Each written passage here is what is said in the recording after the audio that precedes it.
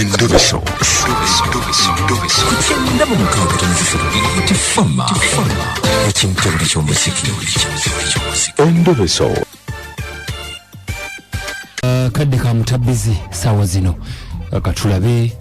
Sebu wanji nkulamusiza boss ale sabana wonjo jebaleko ale sabana wejebale obulamu bulungi obulamu subipozo nze bampita kadima nkubidde okuva ku beti wa FM wane kinta buli ky'omuziki twogera na mwami ani mbabali mbadde manyi mukyala gwe tukubidde kyovola bansoge neewuunyiza mbabali tulebe message yongo yagala tukubire obuzibu buvaawa obuzibu sebo nina guna nina waka sente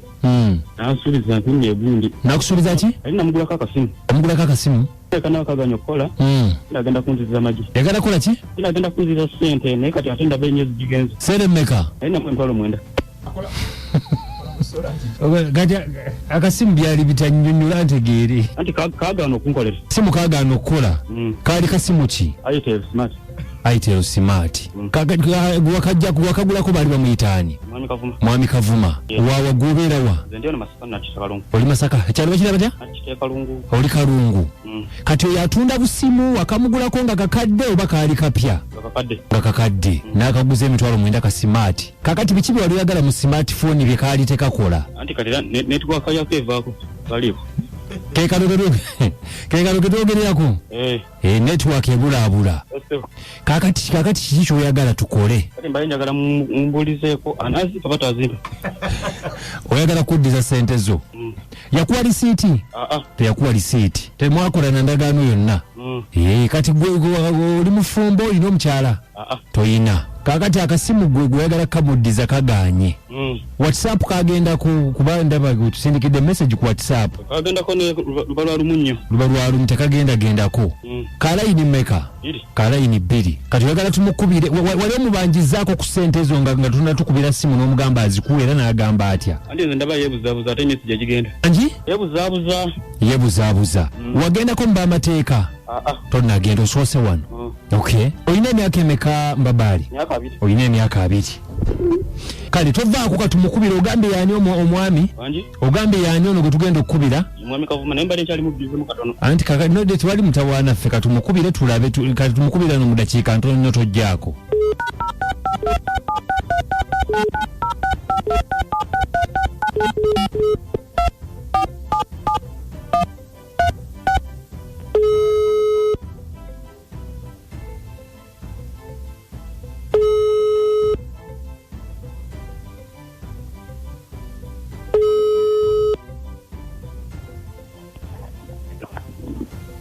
mwami kavuma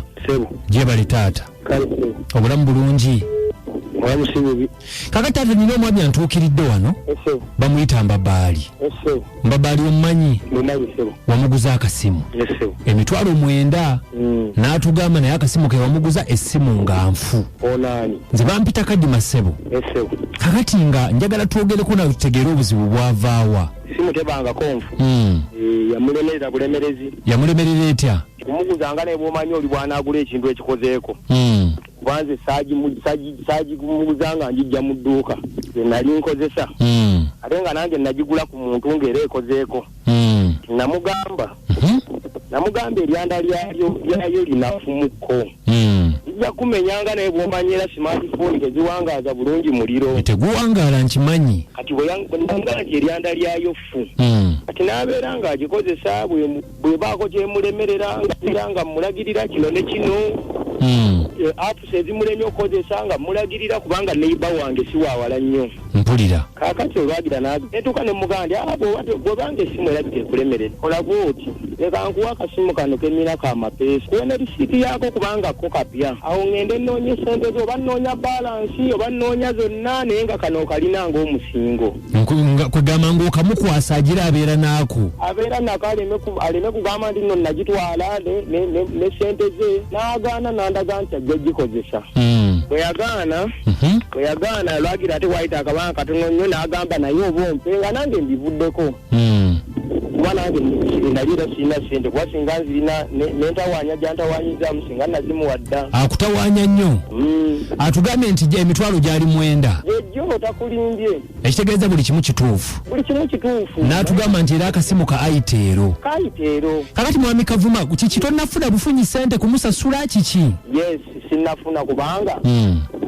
ezo size sente nyingi ennyo esinnazifuna size sente zebasobola okubba omuntu nti gundi abbi omuntu yeekwesera okwekweka ate ongambye oli neyibawe ndi neyibawe era n'ennaku ezimu mulaba olw'olumu newange ajjawo ngazze kubanja ngazze kweyeera ebyessimu kubanga kitooka na mukwano gwange ekirala na muyizi wange kubanga ndi musomesa namusomesa nako wamusomesa nako kakati nze mbadde nsaba kankuyite Manster nze mbadde nsaba nze nga nze Manster ofuna akasente ke okamuwa ebigambo bireme kutambula muleme kudda eno kudda eri era kati olaba yankubidde n'olwalero essimu n'egikwata eyabadde ndowooza wali yabadde bungi na airtime neevaako nenkutukako kati eggulo yakubye ndowooza essimu oba yakubye eggulo emirundi ng'ebiri n'essimu ebeera mu silent oluusi mu vibration kembeera nti mba ku mulimu si buli kaseera nti nkwata essimu gwe bwakugambye akamala ewiiki mmeka nga nkubiranga sikwata takiŋŋambye ekyo aŋŋambye buganye nti oganye okumusasula siganye toganye sinnafuna bufunyi sente ate nga saagala muwa bitundu kuba njagala nzimuwe zonna zemulumu kubanga nange nkooye okuzungirako nkooye kale kasampulidde oludda lw'omusomesa neyanza nnyo neyanzeege katwogere naye tulabe ng'asooka kakkana akasente tokeeganye ogambye ojja kkamuwa kale tweyanziza taata ebyekalungu obiwulidde bwe biti omusajja w'Akasimu afuuse omusajja wangi nawe okuwuliriza anti amabeera gwajinja blessed nga ndimizinga kyansala ngesebo kati kiŋŋamba omwami oyo akole mpolampola akasente kakamuddize akole mpolampola abeere nga muddiza akasente ge kyekikulu kati ssaawa zino kukola mpolampola muddiza akasente wangi wangi mukwano kale BFM wala okwereza kadima nawe okuwuliriza onaabeera kayita Benoni Paatu nga ndi obulenzi ssebo omusajja yajjewo katemba era essimu omusajja abyesonyiwe agiveeko essimu agiviireko ddala ebyo byakyana kito ssebo nze kayita Benoni Paatu BFM Halo wangi aputa bukoza kadima sebo webale kuweleza bwanga n'obuganda nawe okuwuliriza nze musayigwa ezi salon kamlegera Godfrey ndi Bujumba bali batya abesese balungi babagalanya tuwuliriza ekinta buli ky'omuziki ne Priscilla n'oyo gwokola naye kukojja wange kaboggoza kaakati bambi omwami oyo bambi aweereza Endobeso kyo kituufu abanja naye bambi oli omusajja abadde mwerufu n'ayogera amazima ate nga akwatira mukko